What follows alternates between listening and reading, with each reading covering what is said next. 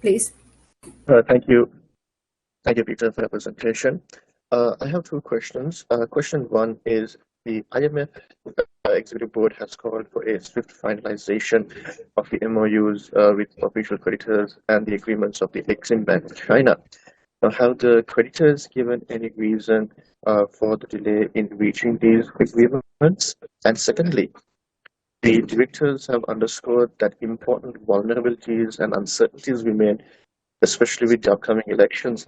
Now, has the IMF raised any concerns about these, or is there any concern that any future government may want to revisit or amend the existing agreement with the IMF? So, with respect to the negotiation with the official creditors, first, let me just state why this is important, and that is the debt of Sri Lanka is unsustainable. It is important to restore that sustainability. There are different components to that. One is, of course, the fiscal consolidation, and another one is the debt restructuring. So the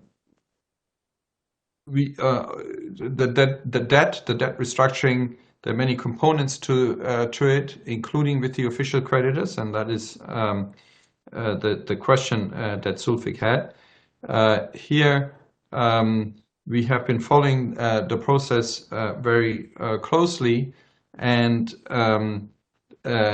have assessed that there is sufficient progress for the debt restructuring to move forward and to restore debt sustainability. So, in fact, both agreements are very close. There is agreement on the substance of the financial and legal terms with both types of official creditors, and it is procedural issues that need to be resolved, and we anticipate that this will happen very soon. On the question with respect to the elections, first, it's important to note that it is, of course, up to the people of Sri Lanka to decide on the outcome in a democratic process.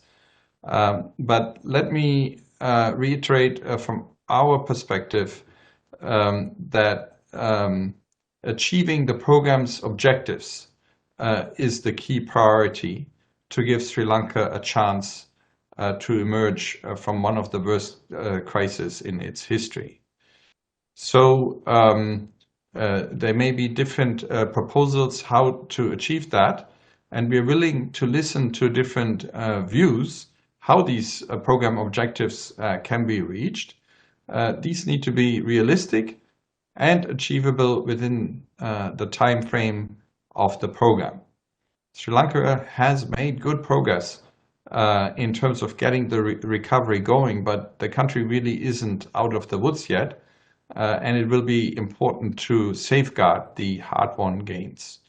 So a key priority in the time ahead is to persevere with the reforms that will enable a stable and inclusive economic growth and avoid slipping into another crisis. We, of course, fully respect the democratic process for elections to take place in any country, and we adapt to that process. This may affect a little bit the timing of our missions that we conduct in order to discuss compliance with the program and reforms going forward. So, the elections have, of course, not been called yet. So we will await that and then discuss with the authorities how we can adapt our schedule to that of the elections.